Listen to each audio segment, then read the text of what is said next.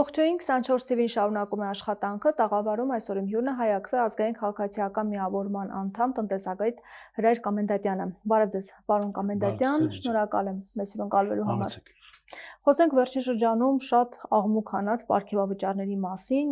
պարզաբանումներ է ներկայացվում, որ այդ գումարները մեծ գումարներ չեն, եթե բաժանենք ամիսների, բացի այդ պետական պաշտոնյաները պետք է բարձր աշխատավարձ ստանան, որպեսզի պրոֆեսիոնալ լինեն, քանի որ չեն ցանկանում մասնավորում նրանց ավելի մեծ գումարներ են տալիս եւ նրանք չեն ցանկանում պետական պաշտոններ զբաղեցնել։ Արդյոք դա մեծ գումար է թե ոչ Հայաստանի համար, ձեր դիրքորոշումը։ Խնդրին անդրադառնալու համար պետք է փորձեն խնդիրը մի քանի շերտերը, որ բաղկացած է, դրանք վերհանենք։ Նախ պնդում էին այսօր ազգային ժողովի նախագահ անձնավորությունը, պնդում էր, որ ինչ վատ է, որ մարդիկ պետք է շոր գնեն, որպեսզի թոշակների հարցերը լուծեն։ Այսինքն այս մարդիկ մերկ էին այսքան ժամանակ։ Ենթադրենք 2.5, 3, 4, 7 միլիոն ենթադրենք ստացող պատգամավորները կամ ենթադրենք նախարարները։ Պատգամավորները մինչև 3 միլիոն են ստացել։ Մենք իրերի ամբողջ վիճակը նախարարները փաստորեն համարյա թե մինչև 9 միլիոն ստացել են։ 9 միլիոն ավելի շատ է, սա այսբերգի ընդհանուր գագաթն է։ Այստեղ բազմաթիվ հետագայում այդ ամբողջը պետք է քննվի, հասկանանք վերջ-վերջո թալանի սա նոր ձև է, թե ընդհանրենք բազմապես գայթակղությունը չկարողանալու խուսափելու մի ինչ-որ ձև է։ Կոնկրետ ազգային ժողովի նախագահը պնդում էր, որ շոր պետք է գնեն։ Լավ, փաստորեն այս մարդիկ շոր չունեն, ամբողջ օրը նայում ենք, մարդիկ ներկայանալի շորերով գալիս են, մի մասը քնում է բազկաթոռներում, մի մասը չի քնում, մի մասը ընդհանրենք ինչ-որ սրտիկներ, տարբեր ինչ-որ ժեստեր են իրար հետ փոխանակում, հասկացանք, հիմա հաջորդը։ Պնդում են, որ պետական համակարգում այնքան ցածր են փոխհատուցումները, վարձատրությունները, որ մարդիկ կարող են գնալ մասնավոր։ Վատ է դա։ Թող գնան մասնավորում աշխատեն, այն մասնավորն էլ կգեներացնի շրջանառություններ եւ բարձր հարկեր կտա եւ դրանից կօգտվեն մեր ենթադրենք պրոֆեսիոնալները չեն գա։ Հիմա պրոֆեսիոնալների հետ կապված ես վերհանել եմ այդ հիմնական անձնավորությունների, քարոզիչների, այսպես ասած, որ առաջին իսկ հրահանգով հավանաբար SMS-ով ինչ-որ մի բան ստանում են, միանգամից նետվում են քարոզչական դաշտ, այս մարդկանցից ոչ մեկը մասնագետ չէ։ Այս մարդկանցից բոլորը կարող եմ ձեզ վստահորեն ասել, մինչև 18 թվականը կայացած մասնագիտություն չեն ունեցել։ Այս մարդիկ ոչ մի բանի մասնագետ են։ Այս մարդիկ պարզապես SMS-ով քարոզչական դաշտում հարցակում իրականացնողներ են, կարող եմ ասել, որ իրենց բերած բոլոր այդ փաստարկները ոչ թե ծիծաղել են, նրանք մերժելի են։ Մերժել են, որովհետև այս մարդիկ ստացել են մոտավորապես 3 միլիարդ դրամի այսպես պարգևներ, պարգևավճարներ, 13-րդ աշխատավարձ, ես չեք մեկ անձը։ Ոչ, ամբողջովին 3 միլիարդ դրամի կարգ է եղել, այս 3 միլիարդը առանձին պատգամավորների վրա, եթե մենք դա պրոյեկցում ենք, չէ՞, դա մոտավորապես մեկ թոշակառուի 25 տարվա թոշակն է։ Հետադենք ավելի ցածր թոշակ ստացողի 30-35 տարվա թոշակն է։ Հիմա այս հարցը բարձրացնում, ես գիտեմ, որ թոշակառուները դրանք կույր, անգրագետ, զանգված չեն։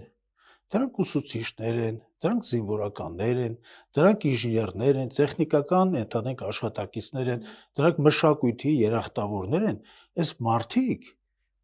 ինչպես կարող են իրենց 25 տարվա, 30 տարվա ենթադրենք թոշակը մեկ անձնավորություն, որը մենք գիտենք ու մասն ենք ասում, որ ազգային ժողովի դահլիճում պարզապես քնում է։ Ամբողջովին քնած է մարդկանց։ Այդ վիդեոները կան, պատգամավորները դա կան, էլի, թող մարդիկ ուսումնասիրեն, ես կոնկրետ բան եմ ասում։ Հիմա այս մարդը ստացել է 25-30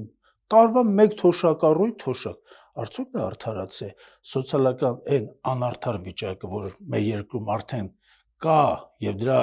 վերացման հետ կապված աշխատանքները չեն կատարվում, չէ՞։ Սա մեր առջև հարց է բարձր։ Ասում են բաժանեք 12 ամսվա։ Տեսեք, որ դա այդքան գումար չէ։ Օրինակ ասում են պատգամավորը գոնե 1 միլիոն պետք է աշխատավարձ ստանա։ Ես հիմա իրենց բոլորին այդ ամբողջական այդ կույտին, կույտ է դա։ Ոչ մասնագետները կույտ է։ Մի բան եմ հակադարձում։ Հայաստանի Հանրապետությունը այս պահին 14 միլիարդի արտաքին եւ ներքին պարտք ունի հանրագումարային։ Այս պարտքերի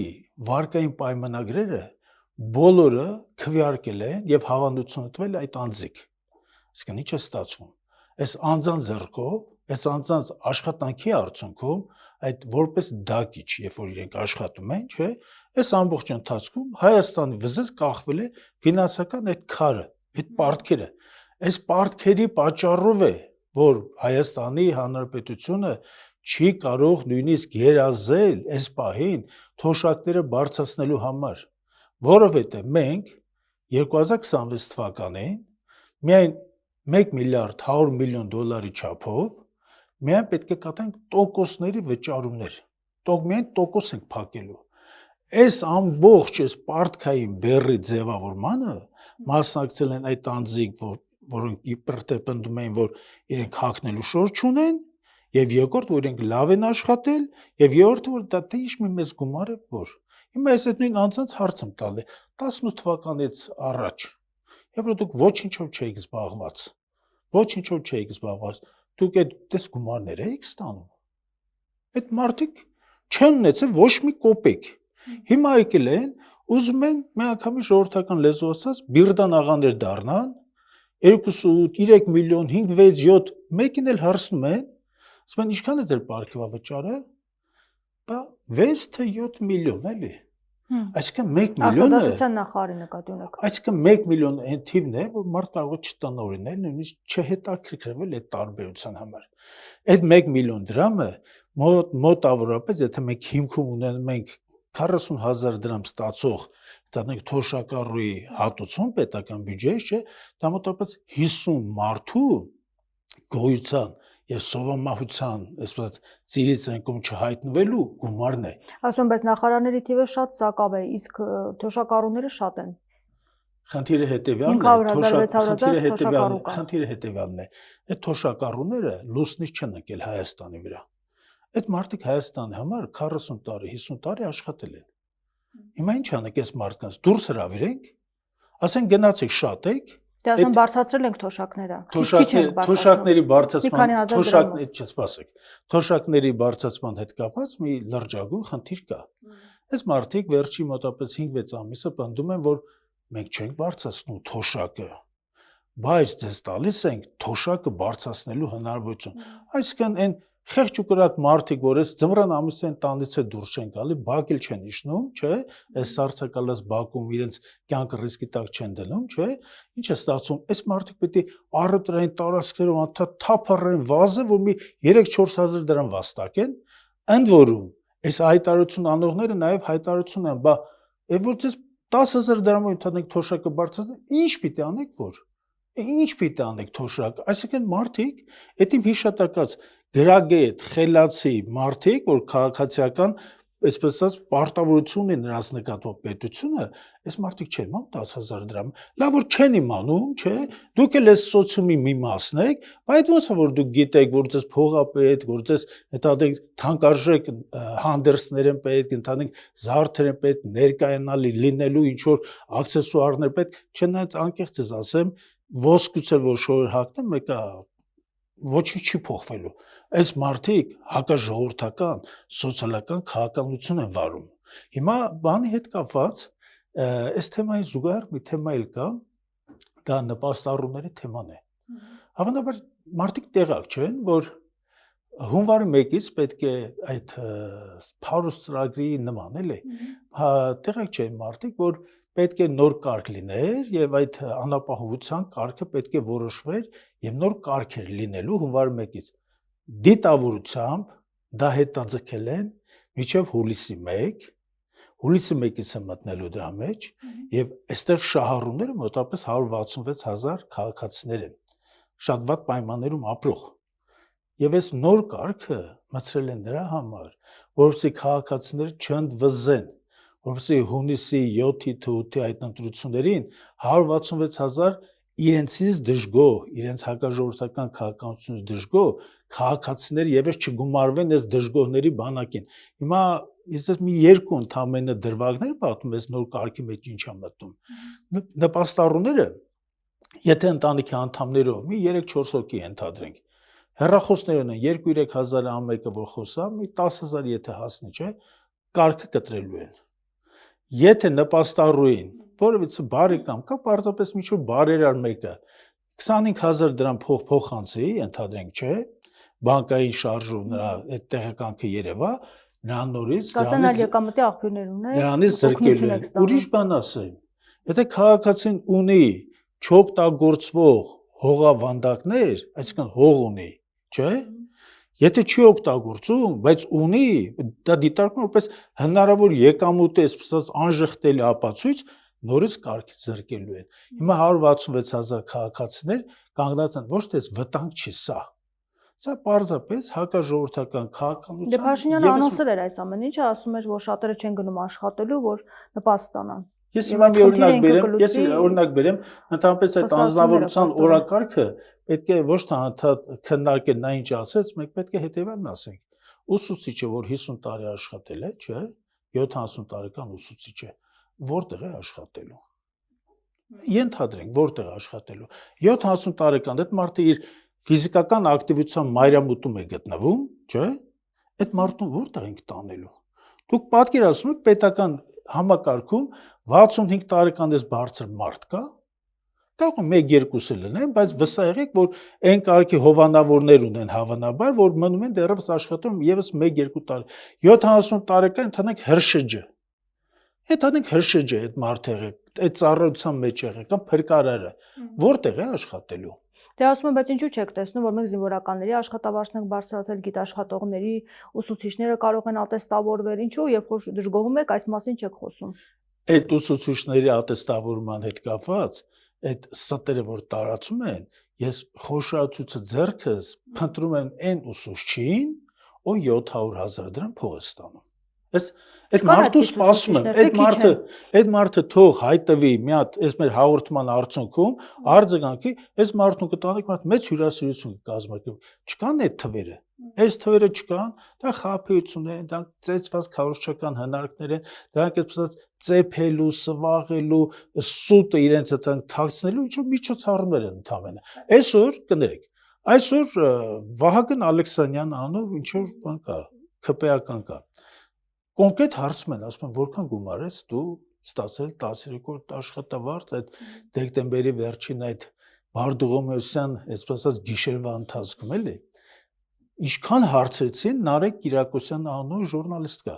Ինչքան հարցրեց, սա չի պատասխանում։ Բա գնացեք իմ ենթադրենք ստեղ ենք հրապարակում այնտեղ։ Նա ասում է, այ մարդ, հստակ դու ինձ ասա, գումարն ինչքան է, ես քեզնից գումարը այդ ամենի տեղը մենք գիտենք։ Ինչու չեն ասում։ Գիտեք ինչի համար։ Որովհետև նրանց գործը եւ նրանց հայտարարությունները այստեղ իրարից հեռանում են։ Միգուցե տարբեր գումարներ են ստացել, չեն ուզում ասել, որ մեկը հավանաբար ավել գումարներ կստան, բայց գիտեք ինչ հարցը որն է։ Երբ որ դուք դուրս եք գալ եւ հայտարարում եք, որ մենք եկել ենք ռեֆորմներ կատարելու, մենք օղամիտ ենք, մեր ժողովրդից թաքցնելու ոչինչ չունենք, եւ մեր ժողովրդի եւ մեր նիստուկացը նույնը մենք ժողովրդի զավակներն ենք, ժողովրդի զավակ է, չէ՞։ Ասա ինչքան գումար է ստացել։ Գիտեք ինչի՞ չի ասում։ Որտեղ նույն անձնավորությունը ժամեր առաջ ինչ որ նստել էր էկրանի առաջ, թոշակառուներ ջան, բա գիտեք ձեր թոշակները բարձրացրեք, ընդ որում այն կարգի էժանեկի մանիպուլյացիա էր կատարում,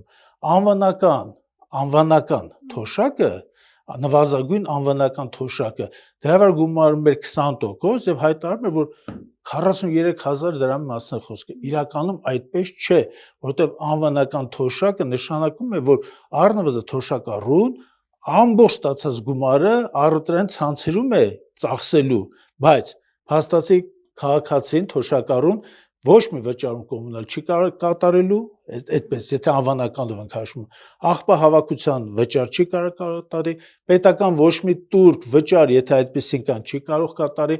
տրանսպորտով չի կարող երթևեկել դուրս է գալի, հիմա վերցնենք այդ թվերը, որ բաժանում գումարում եք անվանական կատարում եք, ախր ձեզ քննում է մարդիկ, ովքեր որ սոցիալական, տնտեսագիտական աշխատանքի եւ գիտելիքներ ունեն բարձրագույն կրթություն եւ ունեն կիրառական աշխատանքի հաջողված փորձ։ Հիմա դուք մարդկանց ինչու եք խաբում։ Այդ խաբեության հետ էլ վել են մի 200-300 հոգի այդպես կեղծ օկտատերը լսել են այդ թեմայի տակ, նրանք էլ գովում են։ Ինչքան գումար են ստանում ամենացածր գումարը որքան է թոշակառուների։ Թոշակառուների ամենացածր գումարը 36,000 դրամ է, 36,000 դրամը պարենային զամբյուղի, կարելի ասել կեսն է, դա գիտեք հարցը որն է, այդ 75,000 դրամը դա այն ընդհանուր ածխաջրածների, սպիտակուցների քանակն է ըստ պարենի տեսակների, որը անհրաժեշտ է որպեսզի մարդը ֆիզիկապես գոյությունը պահի, ֆիզիկապես, այսինքն այս տված թոշակով 36,000-ով մարդիկ երկու անգամ կարող են մահանալ, հստակ, երկու անգամ կարող են մահանալ, մեկ այդ գումարը սովամահությունից չի փրկում, ես ձեզ ասեմ խնդիրը որտեղ է, այս 36,000-ի կամ 50,000-ի, 70,000-ի կողքին գործում է մի անտեսանելի, չեմ կարող ասել չար ուժ, բայց տնտեսագիտական ուժ, դա գնաճն է, գների այն աճը, որ Հայաստանի Հանրապետությունում հիմա մենք ունենք, սա ամեն ինչ սրբում է, սա ողջամտությունից համարյա դուրս է, դուք հավանաբար նկատած պայմանավորված է պետական մասնակցության, բացակայությամբ, տնտեսական պրոցեսներին, հիմա ես բացատրեմ խնդիրը որտեղ է, պետությունը, կոնկրետ այս իշխանությունները շահագրգռված են, որ շատ հարկեր հավաքվի, շատ հարկը նշանակում պետական բյուջեի ավելի մուտքեր, շատ, նշանակում է նման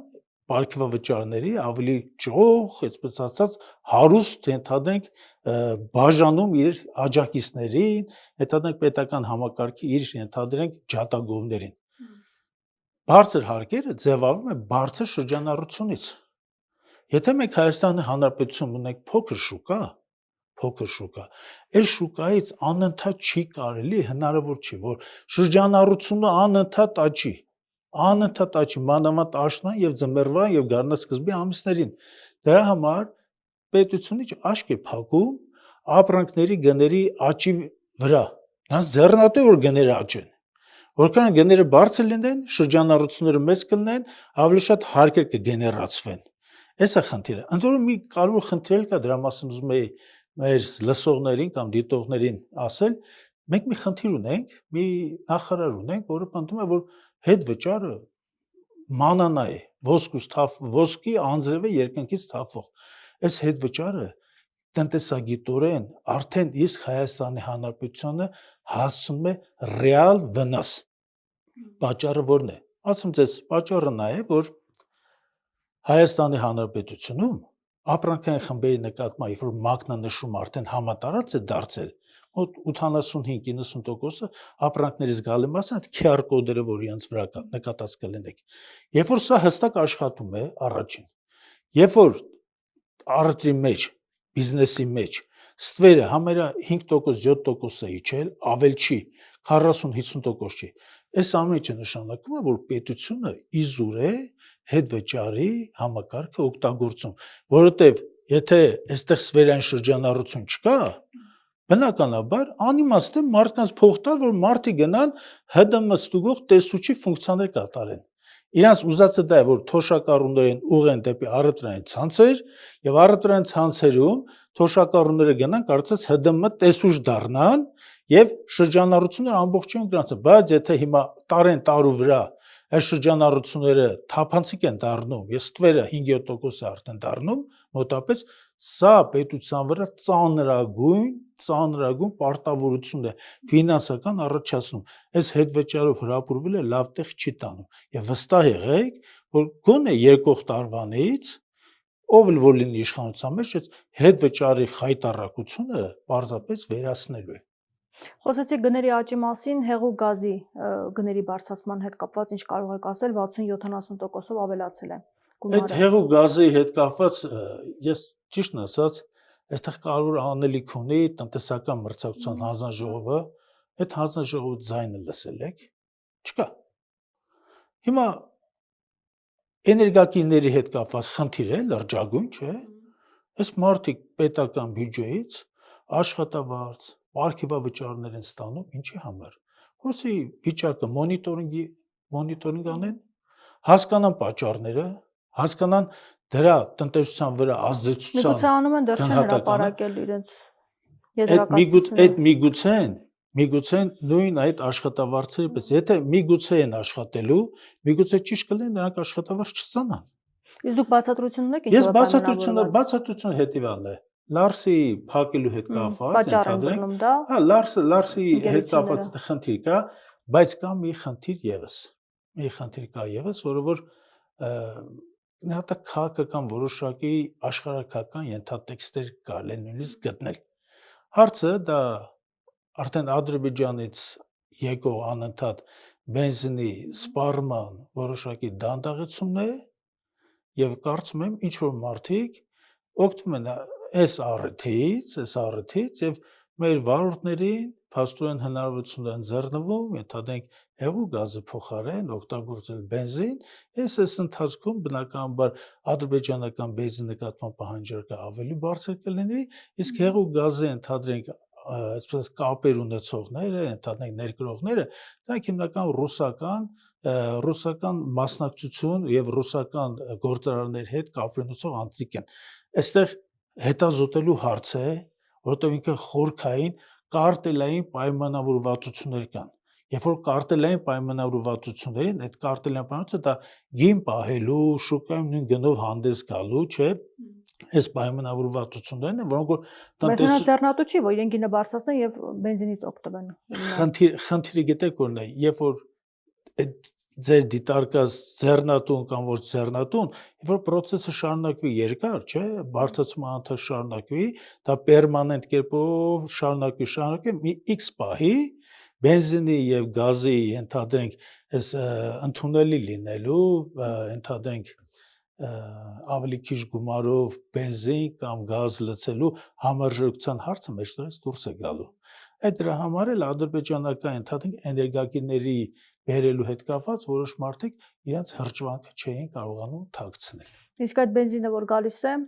որքան կտևի կարծում եք եւ ինչ փոփոխություններ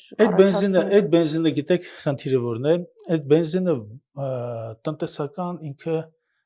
բնույթ չունի նրա ներկրումը։ Նա բացարձակ քաղաքական, բացարձակ կամ աշխարհաքաղաքական թեմատիկա է եւ դες անկեղծ ասեմ, որ Հայաստանի Հանրապետություն եկող այդ բենզինը շարունակվի գալ այնքան ժամանակ, մինչև Հայաստանում լինեն ազգային ուժեր, ովքեր ենթադրենք իշխանություն ձեռք կբերեն։ Սա է խնդիրը, որովհետև հիմա նայեք, ես նման տեսնում եմ այդ բենզինի ներկրումը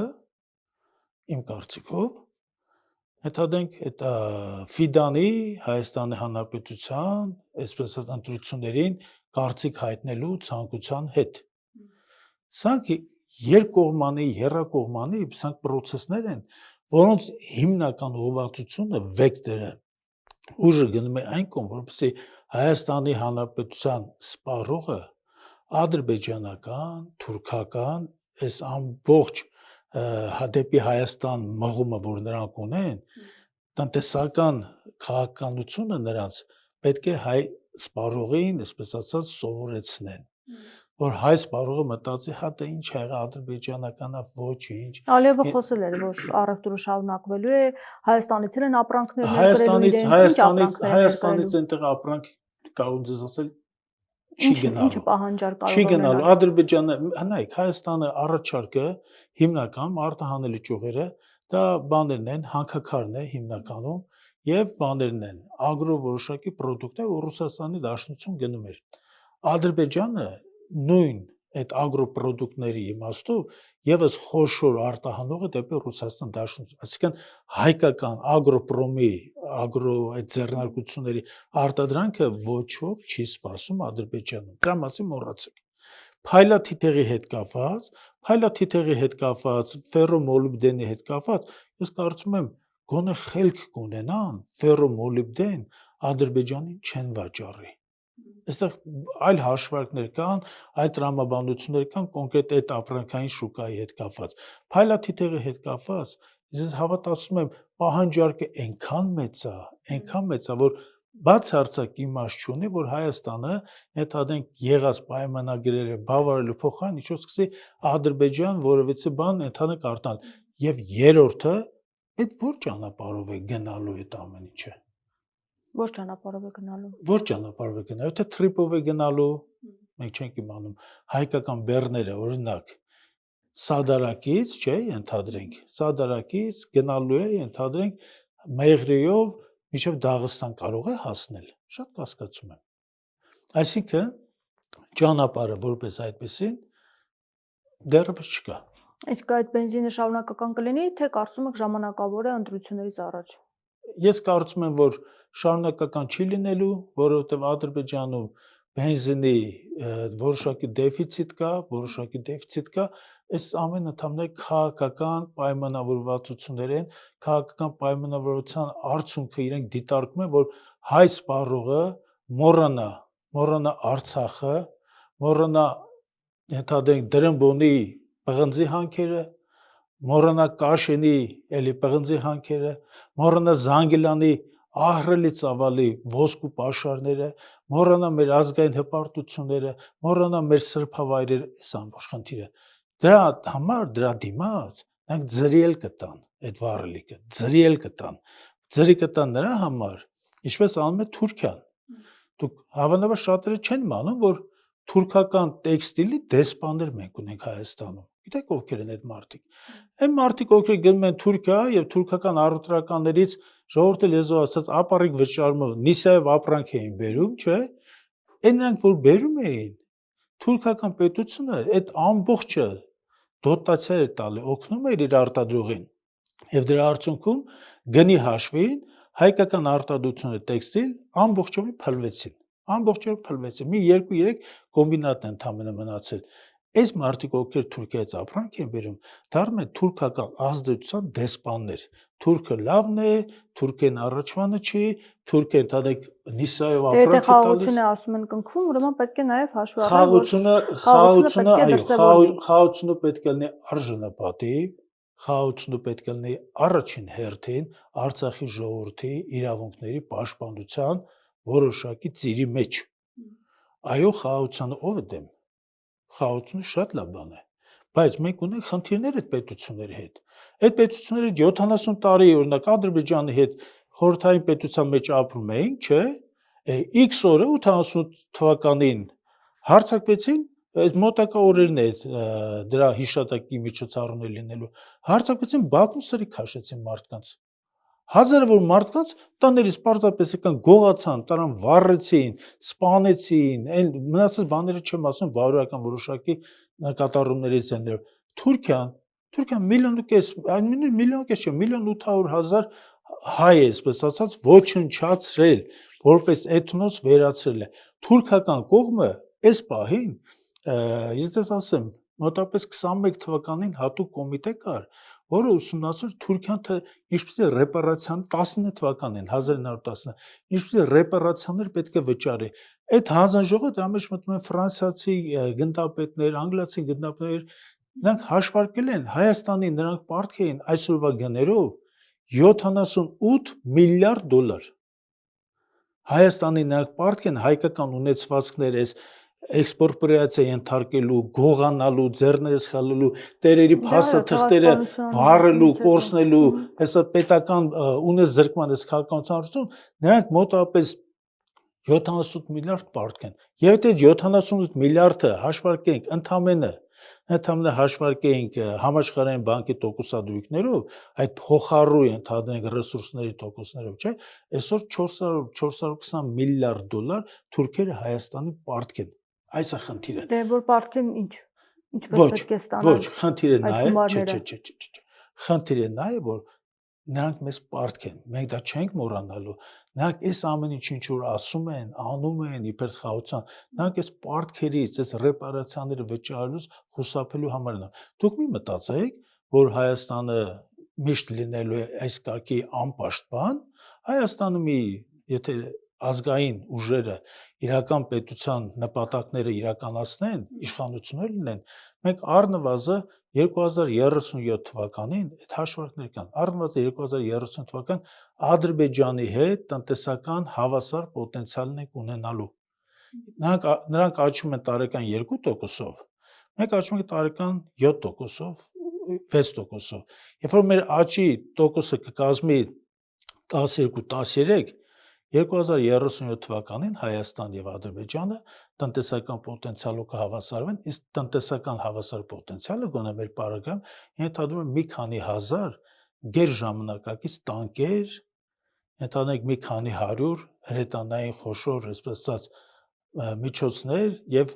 հավասարությունը տնտեսության մեջ է միանգամից կփոխվի դեպի ռազմական պարիտետ, ռազմական հավասարակշռություն։ Շնորհակալ եմ զրույցի համար։